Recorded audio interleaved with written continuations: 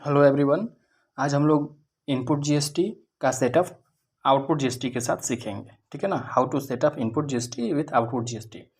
Setup सीखने से पहले हमें इनपुट जीएसटी और आउटपुट जीएसटी के बारे में समझ लेना चाहिए कि इनपुट जीएसटी क्या होता है, आउटपुट जीएसटी क्या होता है। जब कभी भी एक बिजनेसमैन अपने प्रीमाइसिस में सामान परचेज करके लाता है बिजनेस के लिए, ठीक है, तो वो प्रीमाइसिस में आता है तो इसको हम लोग बोलते हैं इनवर्ड। हमारे पास आया है, इनपुट हुआ। ठीक है, क्योंकि आप परचेज करोगे, पैसे दोगे और अब सामान अपने पास लाओगे बिजनेस प्रीमाइसिस में, तो जिस इस पे जो हम जो टैक्स पे करते हैं ना, उसको हम लोग इनपुट बोलते हैं।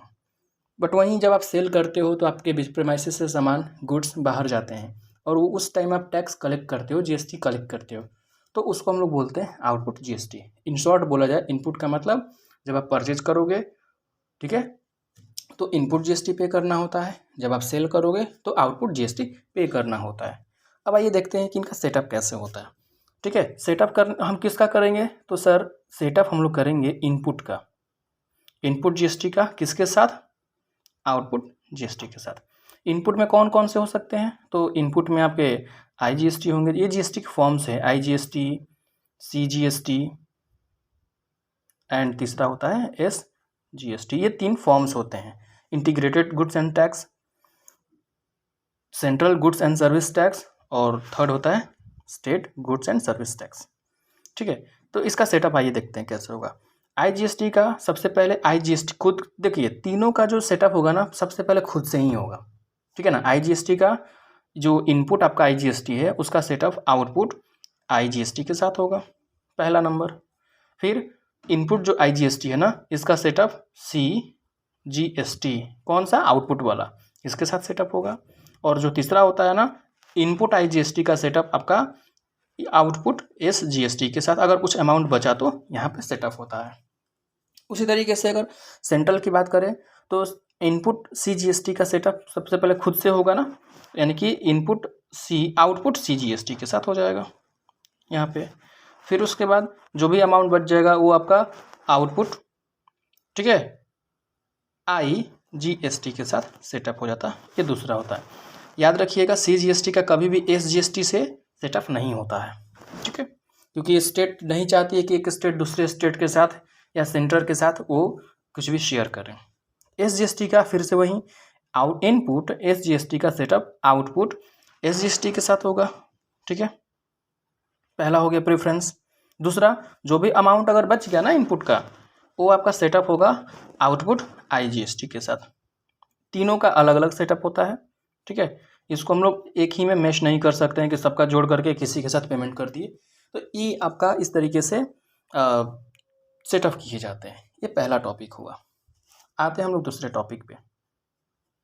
दूसरा टॉपिक है कि ऐसे कौन कौन से एग्जाम्पल्स हैं, ठीक है, जहाँ पे कि आप गुड्स एंड सर्विस टैक्स जो है जीएसटी आप सेटअप नहीं कर सकते हो। तो इसका एक ही तरीके से हम लोग लर्न कर सकते हैं या समझ सकते हैं कि आप जो भी पर्सनल एक्सपेंसेस करते हो, ठीक है ना, बिजनेस को छोड़ करके अगर आप पर्सनल एक्सपेंसेस करोगे तो उस पर जीएसटी का सेटअप नहीं होता है। सपोज, ठीक है, यहाँ पहले लिख देते हैं कि क्या हम लोग पढ़ने जा रहे हैं। तो GST paid can not be set up. ये ऊपर हमने सेटअप के बारे में समझा, नीचे हम लोग समझेंगे कि ऐसे कौन कौन से सप्लाई या परचेजेज या ट्रांजैक्शन है जिसपे जीएसटी का सेटअप नहीं होता है। GST paid can not be set up, ठीक है, ऑन सप्लाई, सप्लाई बोलिए या परचेज बोलिए, सप्लाई या परचेज ऑफ, किस चीज़ का परचेज करिएगा? गुड्स का या तो सर्विसेज का। तो GST paid can not be set up. आइए देखते हैं कौन कौन से। तो आप बोल सकते हो कि sir personal expenses, personal expenses. आप देखिए पर्सनल एक्सपेंसेस क्या होगा। पर्सनल एक्सपेंसेस में आपने लैपटॉप परचेज किया घर में यूज करने के लिए, लैपटॉप हो गया, मोबाइल हो गया, ठीक है ना, एक्सपेंडिचर ऑन, ये पहला एग्जाम्पल हो गया, एक्सपेंडिचर ऑन लैपटॉप मोबाइल, ठीक है ना। ये पर्सनल एक्सपेंसेस अगर आप करिएगा तो इस पर आपका जीएसटी का सेटअप नहीं होगा। अगर कल को आप 30,000 का एक लैपटॉप परचेज करके लाते हो, उसमें जीएसटी भी पे आप करते हो। सपोज करिए आपने 5,000 का जीएसटी पे किया हुआ है, ठीक है, तो उसका आपको रिटर्न नहीं मिलता है, या उसका कहें तो सेटअप नहीं किया जाता है। रिटर्न हम नहीं बोलेंगे, माफ़ करिए, ये आपका दूसरा टॉपिक हो जाएगा। इसका सेटअप हम लोग नहीं करते हैं क्योंकि ये पर्सनल है, आप बिजनेस के लिए नहीं लिए हो।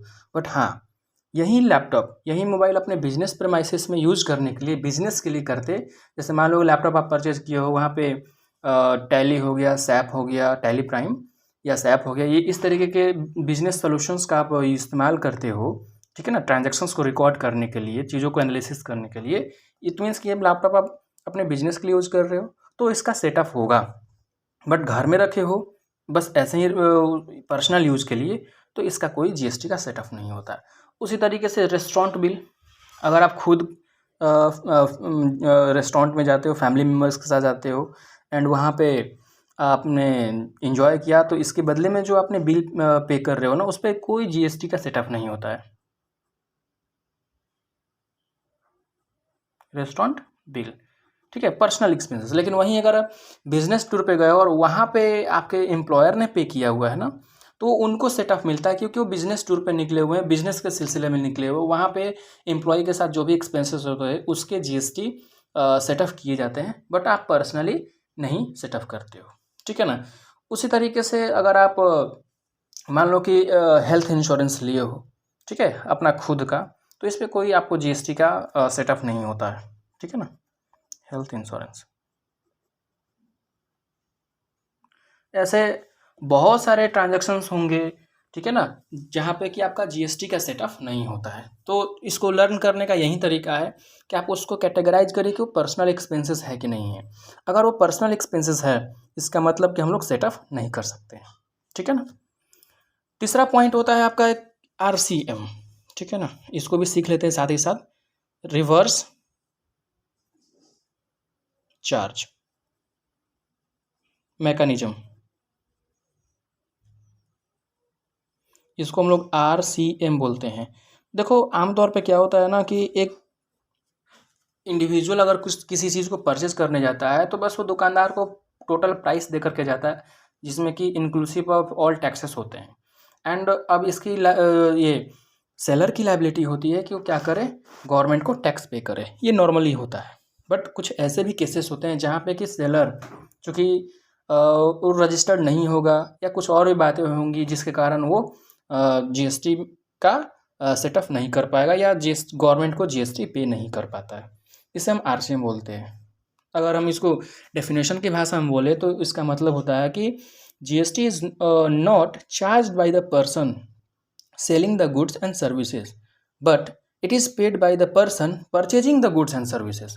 इसमें क्या होगा, सेलर को नहीं, परचेजर को जीएसटी पे करना होता है। इसको हम लोग बोलते हैं रिवर्स चार्ज मैकेनिज्म, ठीक है ना।